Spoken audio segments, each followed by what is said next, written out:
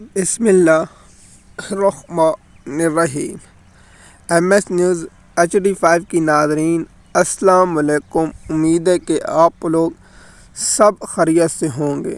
آج کا جو ہمارا مین ٹاپک ہے وہ ہے فلسطین اور پر جو اسرائیل بمباری کرتا ہے اور نہتے فلسطینوں کے معصوم لوگوں کو قتل عام کرتا ہے، اس پر پاکستان کے سرکاری مولویوں کا اور حکومتی کا اور جو موقف تھا، اور امریکہ کے صدر کا اور ترکی کا، سعودی عرب کا، قطر کا، بحرین کا، انڈونیشیا کا، ملیشیا کا، تمام مسلمان ممالک جو مصر میں گئے تھے اور اس پر دستخط کیے تھے، اصل حقیقت اس کی بتاتے ہیں۔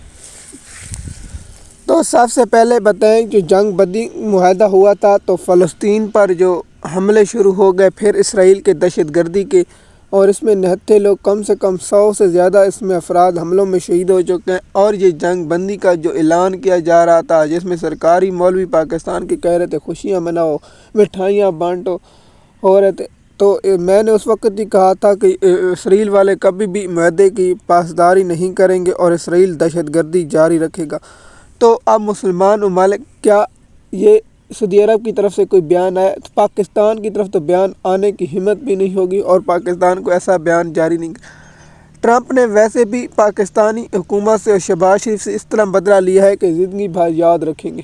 وہ بدلہ یہ تھا، جب یہ وہاں دستخط کر کے آئے تھے تو یہاں پاکستانی قوم کو بیوقوف بناتے ہوئے کہا تھا کہ وہ پیپر نہیں ہے جو ہم نے پیپر پر دستخط کی۔ تو ٹرمپ نے کہا آؤ بھائی مصر آؤ۔ مصر آئے تو ٹرمپ کو شہباز شریف کو دعوت دی اور شہباز شریف سے سلوٹ مرایا اور پاکستانی قوم کا سر شرم سے جھکا دیا۔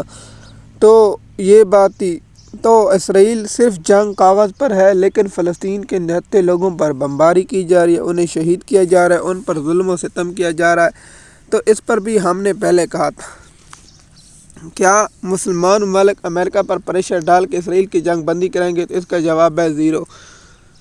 اصل مسئلہ یہ تھا، جب یورپ کے لوگ فلسطین کے حق کے لیے آواز اٹھانے لگے، مثال کے طور پر برطانیہ کے لوگ، انڈونیشیا کے لوگ، اسپین کے لوگ، دوسرے ملکوں میں آسٹریلیا، جاپان اور دیگر ممالکوں، چائنا میں تو فلسطین کے لیے کوئی آواز اٹھی نہیں، جو خود کو جمہوریت کہتے ہیں، لیکن افسوس ہے کہ چائنا مسلمانوں پر جب بھی ظلم ہوتا ہے تو ان کی عوام کی طرف رد عمل نہیں ہوتا، لیکن ان کی حکومت کی جو پالیسی ہے وہ بیان آ جاتا ہے۔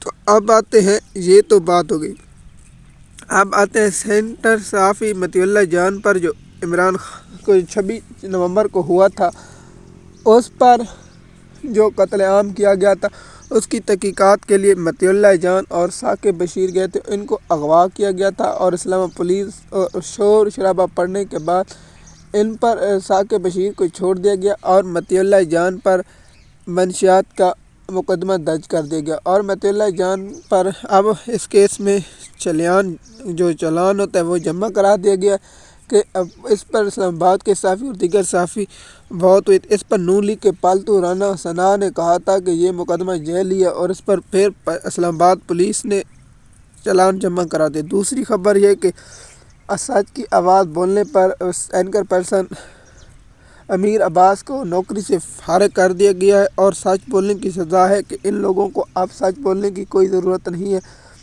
تو اس لیے ان لوگوں کو بھی نوکری سے نکالا گیا، جس طرح پاکستان کے مختلف صحافیوں کو نوکری سے نکالا جاتا ہے۔ اور جب تک آپ نون لیگ کی محبت میں نہیں بولیں گے یا نون لیگ کے لو میں نہیں بولیں گے تو آپ یہی رہیں گے۔ مزید معلومات کے لیے آپ ہمارا YouTube چینل پر ہیں تاکہ آپ کو اپڈیٹ ملتی رہے وقت پر۔ شکریہ۔